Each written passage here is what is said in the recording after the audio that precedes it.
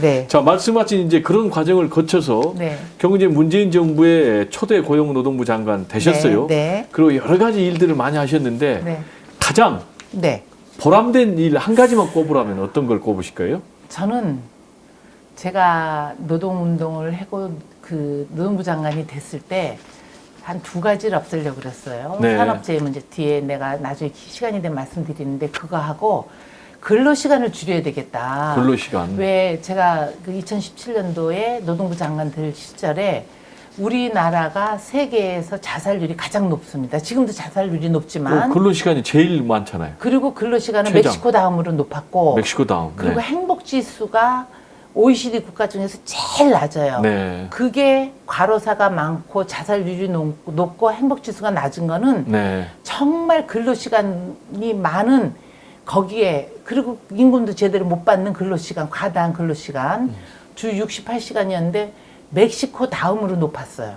그러니까- 사실 멕시코는 우리보다 한참 후진국이니까 네. 그렇다고 보면은 정말 선진국 중에서 가장 높은 그 근로시간이었는데 네. 그래서 이 주 52시간을 해서 도입을 해서 그 과로사도 줄이고 주 52시간을 하다 보면은 저희가 하루에 8시간 이상을 할 수가 없잖아요. 그렇죠. 그러면은 저녁이 있는 워라벨 저녁이 있는 삶. 네. 그 저녁이 있는 삶도 만들 수 있고 가정에 그 돌아갈 수 있는 자기 그런 과로사를 줄일 수 있는 걸 해야 되겠다 해서 정말 주 52시간을 그때 여야 갈등 없이 네. 민주노총, 한국노총도 주 52시간을 그대로 도입하면 임금이 줄어들고 네. 초과수당이 없어지니까 네. 이런 거에 어려움이 많았으나 그때 제가 고용노동부 장관 시절에 네. 제가 가장 잘한 거는 주 52시간을 도입을 해서 즉 그때 당시에는 우리가 2018년도에 도입을 해서 네.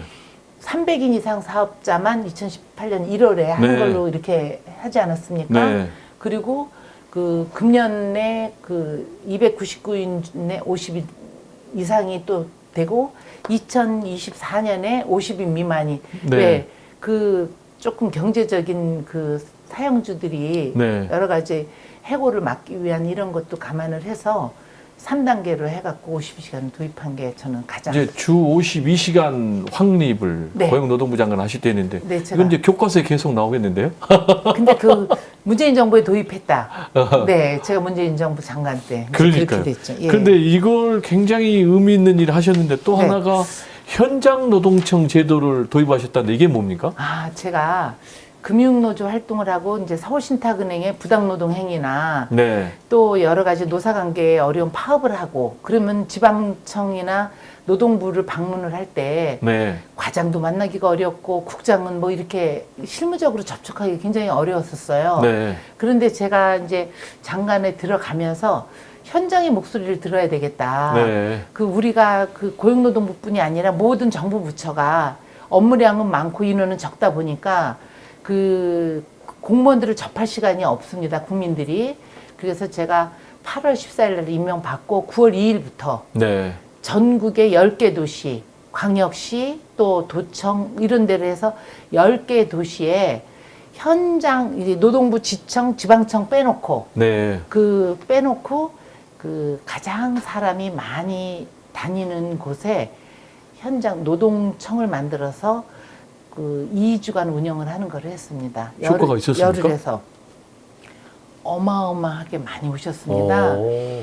제가 얘기 들으니까 사업주들도 오셔갖고 이런 어려움이 있는데 그리고 또 청년들은 그 저기 체불임금 네. 그리고 산재 네. 그 다양한 그 분들이 그 청년에서부터 사업하시는 분부터 기업에 또 중소기업 자영업자 너무 많으신 분들이 오셨는데 제가 지금 정확한 수치는 모르겠는데 한 67, 8%의 100에서 그거를 채택을 해서 네. 80%가 넘는 걸 해결을 해갖고 다 통보를 해드렸습니다. 근데 이렇게 좋은 제도가 국민들에 별로 홍보가 안 된 것 같네요. 그때 저는 국민들한테 홍보하는 것보다 네. 대표적인 예가 제가 이제 강원도 원주에서 네. 저기 현장 노동청을 만들었는데 원주는 기업이 많지 않았습니다. 네. 그러니까 거기에 제가 부대를 방문해서 네. 제대를 어떤 군인들한테 가장 애로사항이 뭔가 좀 듣는 시간을 만들었어요. 현장 네, 노동청에서. 네, 네. 그랬더니 6개월이나 3개월 두면은 우리가 나가서 그 현재의 그 취업을 하기 위한 또 대학교에 복학을 하기 위한 이런 준비가 안 돼 있는데 네. 우리들한테 현재 가장 인기 있는 기업이 뭔지 산업이 뭔지 어디서 뭘 얼마를 뽑는지 훈련받을 수 있는 시간이 없다.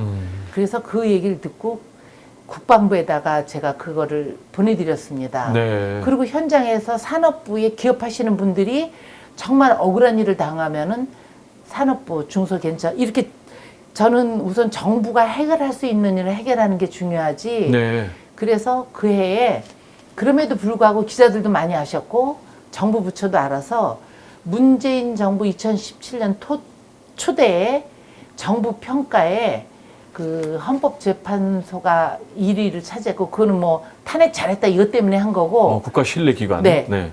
고용노동부가 정부 부처에서 국민 신뢰 1위를 했습니다. 오, 대단하시네요. 그래갖고 그 정부에서 상금도 1억 9천이 나와서 와. 그 이듬해 고용노동부 13년 만에 최초로 고용노동부 체육대회도 전 체육대회도 했고 그 한 1억은 그 고생한 10개 지방청 지청에 다 내려보내서 회식하게도 만들고 이 상황에서 박수 한번 치려면 짝짝짝짝짝. 짝짝짝 야, 감사합니다. 좀 몰랐는데 생각보다 아니에요. 더 대단하시네요. 저는 이런 게 왜냐하면 또 그 공무원들은 현장 나갈 시간이 별로 없잖아요. 네. 그러니까 왠지 근무 시간에는 올 수가 없고 네. 또 노조 그 밑에 그 일반 그 노조 간부들이 아닌 네. 그런 근로자들은 그 노동부를 찾아가기도 어렵고 그래서 현장 노동청. 근데 질문. 그러면 네. 이 좋은 제도가 장관님 그만두고 계속 안 되고 있는 거 아닙니까 혹시?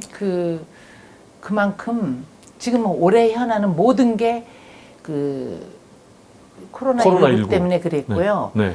또 고용노동부가 그렇구나. 작년에는 2020년도 이제 코로나 때문에 그랬지만 네. 또 유난히 산업재해 사건도 많이 나고 그렇죠. 내가 좀 유난스럽죠. 네. 그럼에도 불구하고 시간을 쪼개서 나가자.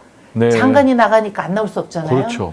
그래서 저는 좀 환영은 못 받았던 것 같으나 네. 제가 그 고용노동부에 너무 어려운 거 우리 청년실업 근데 청년국조차도 없었거든요. 네.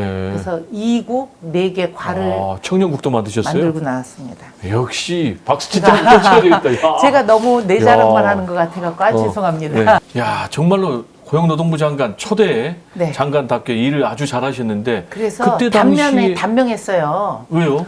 아니 경제지 네. 보수 언론에서 하루가 멀다 하고 일 잘한다고. 김명주 장관이 노동자 출신이라서 어허. 기업 실적 모르고 노동자만 한다고 이렇게 하는 바람에 친노동 정책을 편다. 네, 반기업한다. 네, 야, 그래도 됐죠. 보람이 있었습니다. 예. 그러네요. 네. 문재인 대통령도 눈물 흘리셨을 것 같은데 근데 또 그때 당시에 중요한 이슈가 네. 최저임금 현실화였잖아요. 네. 근데 여기에 대해서는 문재인 대통령께서 10,000원 공약을 못 지킨다라면서 죄송하다라는 그런 입장을 했는데 지금 돌이켜보면 좀 아쉬운 대목이 있죠. 아프죠. 아쉽고 아픈데 네.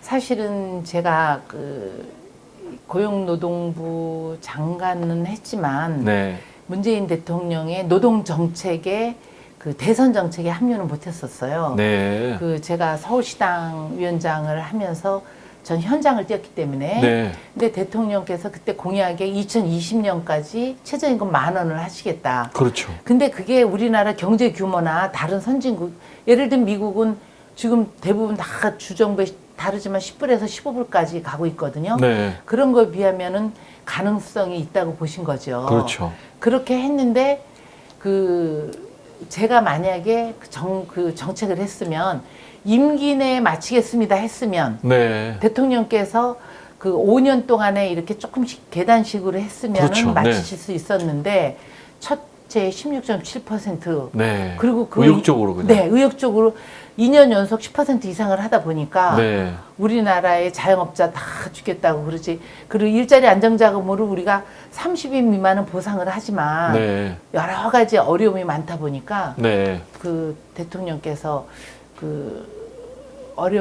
죄송하다는 사과를 하시게 됐고 네. 또 작년 2020년에 경제가 우리 마이너스 1%로 이렇게 할 수밖에 없는 코로나19라는 네. 그런 정말 어려운 이런 그 현실을 맞닥뜨리니까 10,000원을 못 지킨 거에 대해서 저도 참 가슴이 아프고 그러니까 조금 아쉬움이 있습니다. 우리 이 장관님을 단명으로 낙마시킨 보수의 아니 낙마가 아니라 네. 제가 너무 힘들어서 5월 달부터 그만두겠다고 계속했어.